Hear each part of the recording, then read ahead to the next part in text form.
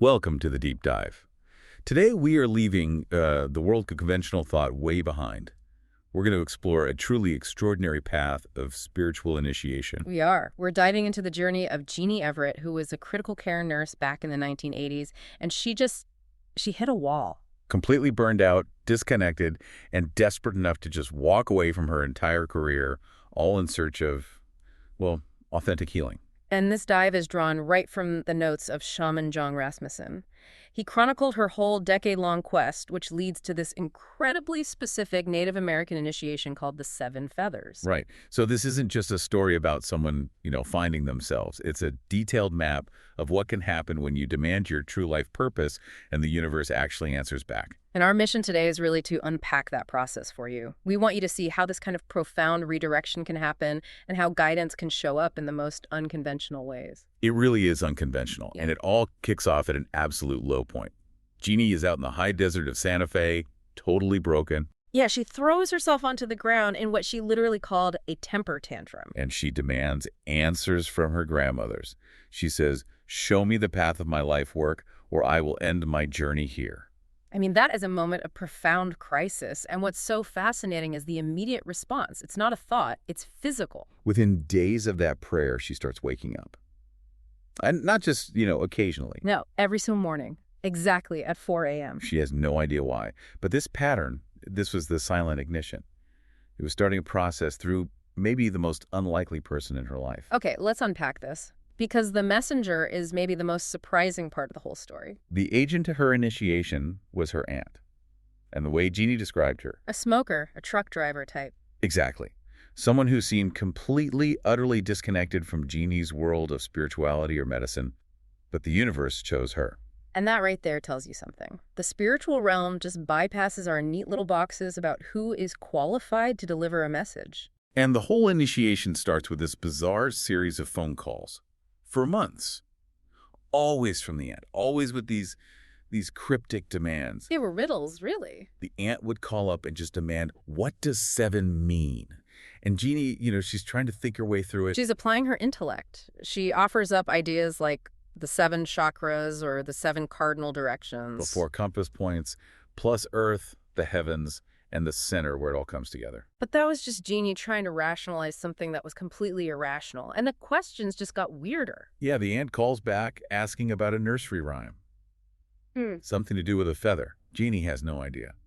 Then it's, what kind of red bird?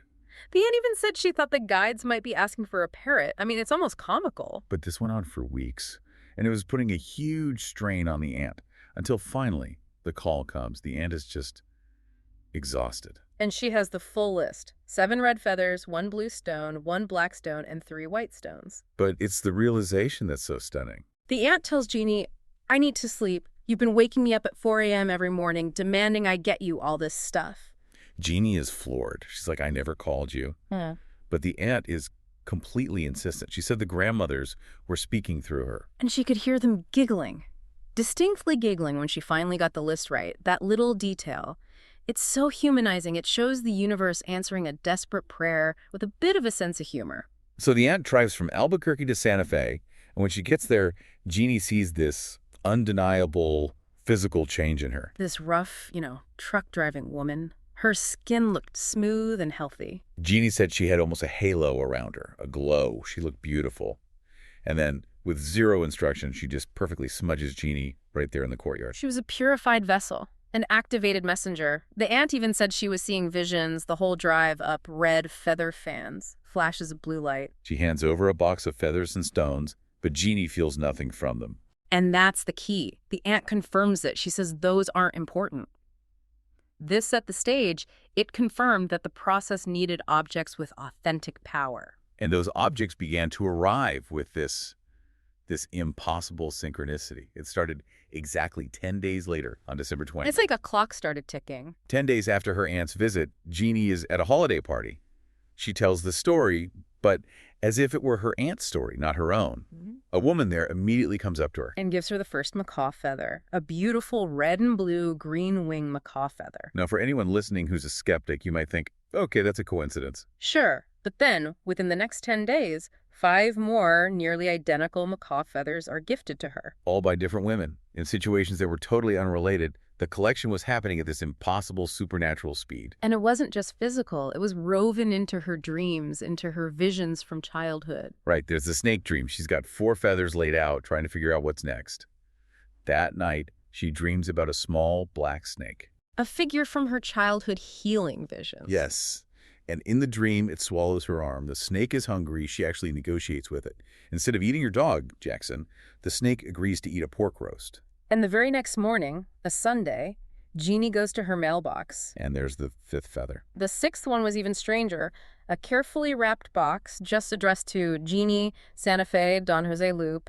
Her husband just finds it in the garage, no postmark, no sign of how it got there. It was sent by a Navajo woman from Arizona. This was all just confirmation that she was operating in a realm of really high spiritual activity now. Absolutely. So with 6 feathers, she goes to see Servando, an Apache medicine man known for his work with energetic protection. And Servando takes the feathers, he smudges them, and he immediately knows what they are. He says, this is women's medicine. But he gives her a very stark warning. A critical warning.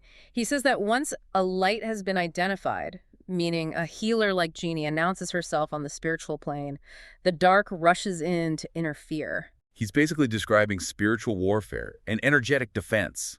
The initiation wasn't going to be a smooth ride. And the challenge came immediately. It showed up as these strange protective events, like a carefully arranged pile of stones appearing at her front door. On top of pristine snow, with absolutely no tracks around them, it defies logic. The energy was physical.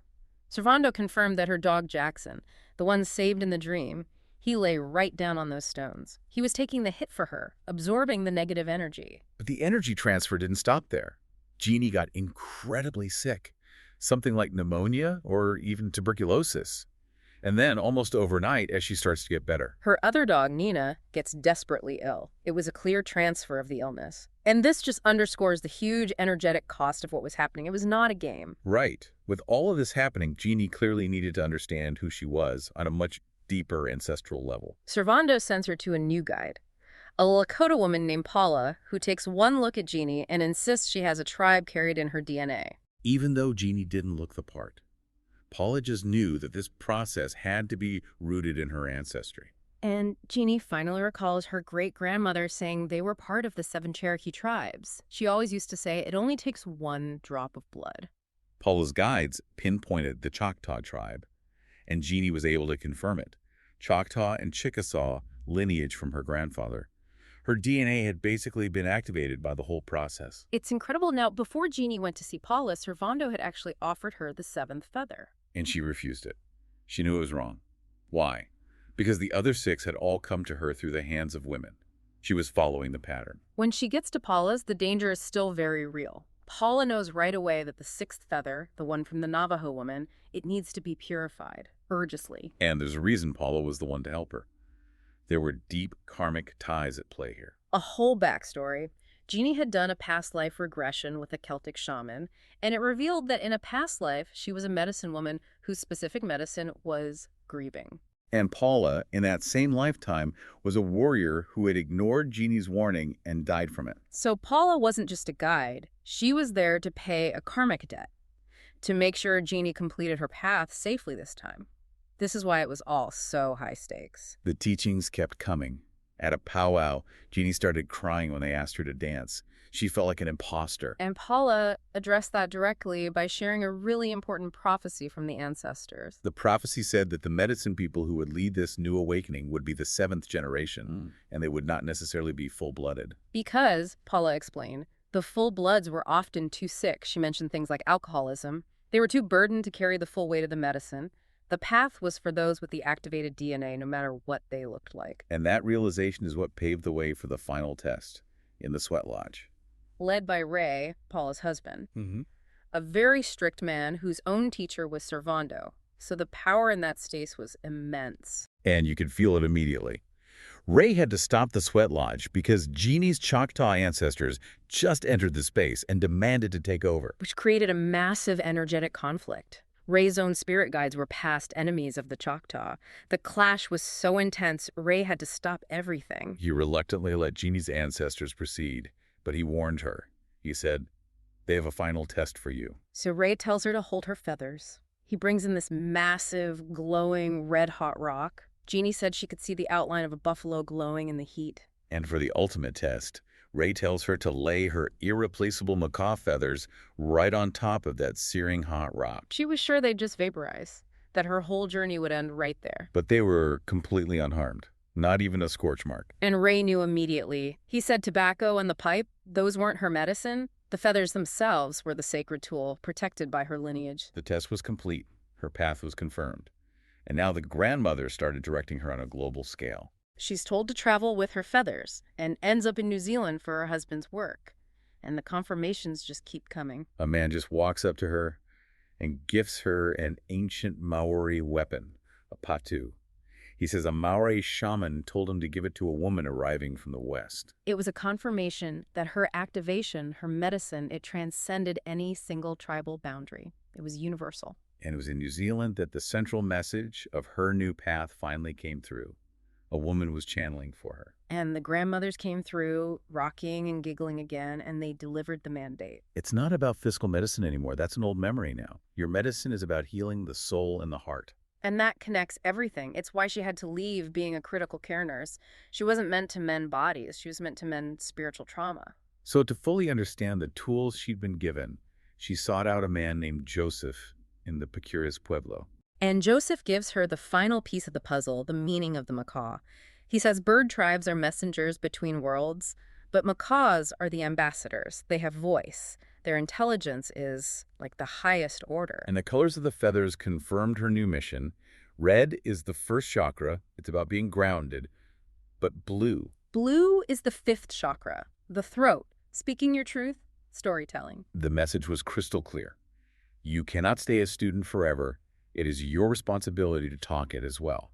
The healing required her voice. Joseph also gave her a crucial piece of strategy based on how macaws behave. Right. The macaw flies above the eagle, its main predator. Which teaches that the best defense isn't to fight back, it's to get above the problem. What a powerful, tangible strategy for any kind of conflict in your life. The whole bundle was finally completed in Vancouver at an aviary. A woman named Joanne gave her one last long central feather. And Joanne points out that all 7 feathers probably came from a single green-wing macaw, a species found near Machu Picchu. And critically, she mentions that these birds are nearly androgynous. A perfect symbol for Genie's own journey of balancing her male and female energies. So what does this all mean? This entire dramatic, decade-long quest. What was the final purpose? Well, it meant the preparation was over. The tools were ready. Geneie undertook her final vision quest with the Creek elder, Bear Heart. Her vision was intensely symbolic. She sees this huge chasm she can't cross, she fails, and then she flies up like a bird. And from up there, looking down, she sees all the different medicines of the world, Apache, Lakota, Celtic, everything, as different colors. And they all merge into a single rainbow. And the rainbow doesn't just sit there. It forms a spiral going up. Bearheart started crying.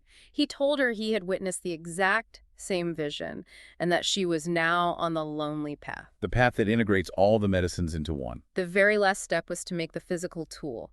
With a Lakota road chief named Marvin, she created a flat fan, not the traditional kind, to represent the breadth of her medicine. Marvin wrapped each of the 7 feathers with tobacco and red cloth and assigned each one a specific prayer. For the past, the future, the present, for anything you want, for family, the planet. And the last one for the great mystery, for the unmanifest. And Genie's legacy is the culmination of all of this. She went from being a nurse to getting her doctorate in energy medicine, writing about altered states of consciousness. She now works with restorative gardens, with healing, all focused on the soul and the heart, just like the grandmothers demanded. So this deep dive, it shows that when Geneie demanded her purpose, the answer was, well, it was anything but easy. It was not linear. It involved activating her DNA, fulfilling someone else's karma, a literal transfer of illness, and a test by fire. Which brings up a pretty big question for you, the listener. What does this story tell you about the true cost, the commitment required, when the universe finally answers your biggest, most desperate call for purpose? Think about that macaw's lesson. What problem in your own life is asking you not to fight it, but to simply rise above it?